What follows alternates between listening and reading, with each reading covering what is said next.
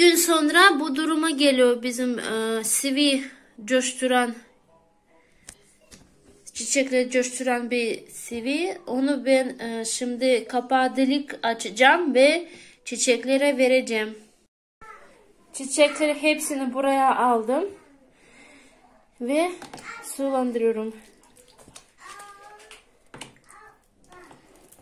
Ayda bir kere, 3 hafta bir kere yapabilirsiniz.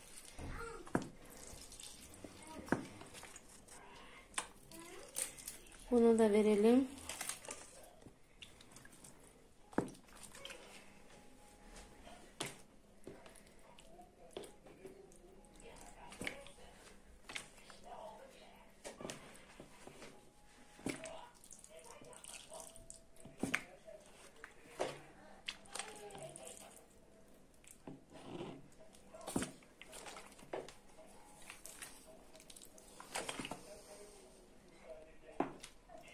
Bu şekilde uygulanıyoruz.